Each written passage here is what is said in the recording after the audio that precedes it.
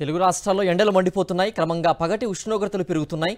ఉదయం 10 గంటలు దాటితే బయటకు రావాలంటేనే జనం భయపడిపోతున్నారు. ఈ తరుణంలో వాతావరణ శాఖ చల్లని కబురు చెప్పింది. 3 రోజుల పాటు వర్షాలు పడతాయని స్పష్టం చేసింది.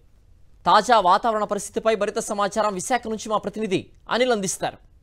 తెలుగు రాష్ట్రాల్లో పగటి ఉష్ణోగ్రతలు క్రమంగా పెరుగుతున్నాయి. రోజు రోజుకి వేసవి తాపానికి జనం అల్లాడుతున్నారనే చెప్పాలి. ఉదయం 10 గంటలు దాటితే బయటికి రావాలంటేనే బెంబేలెత్తిపోతున్నటువంటి పరిస్థితి నెలకొంది.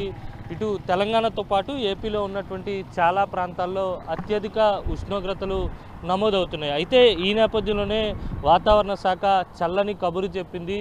రానున్నటువంటి 3 రోజుల పాటు తేలికపాటి నుంచి మోస్తరు వర్షాలు ఇటు కోస్తాతో పాటు రాయలసీమ తెలంగాణలో కూడా ఉంటాయని వాతావరణ శాఖ అంచనా వేస్తోంది. గాలుల వేగం కూడా 30 నుంచి 50 కిలోమీటర్లు వేగంతో గాలులు ఉండేటువంటి సూచనలు కూడా కనిపిస్తున్నాయని వాతావరణ శాఖ స్పష్టం చేసింది. అయితే వేసవి తాపానికి అల్లాడుతున్నటువంటి జనానికి ఇదొక చల్లని కబురుగా భావించాల్సి ఉంటుంది. ఎందుకంటే ఇప్పటికే గరిష్ట ఉష్ణోగ్రతలు నమోదవుతున్నాయి. సాధారణం కంటే 3 నుంచి 5 డిగ్రీల అత్యధిక ఉష్ణోగ్రతలు నమోదు కావడంతో పాటు గాలిలో తేమ శాతం తగ్గి ఒక్కపోత కూడా అధికంగా ఉన్నటువంటి నేపథ్యంలోనే జనం ఎవరు కూడా బయటకు రానటువంటి సందర్భం కనిపిస్తూ ఉంది.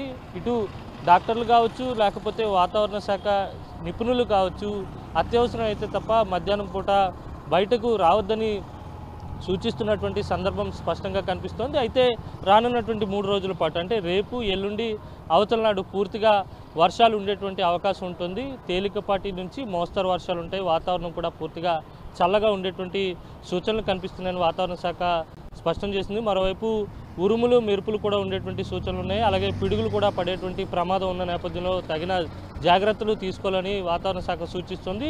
ఆ తర్వాత క్రమంగా మళ్ళీ ఉష్ణోగ్రతలు పుంజుకొని పూర్తి స్థాయి వేసవి తాపం ఉండేటువంటి సూచనలు అయితే స్పష్టంగా కనిపిస్తున్నాయి. వీడియో జర్నలిస్ట్ శంకర్తో కలిసి అనిల్, సాక్షి టీవీ, విశాఖ నుంచి.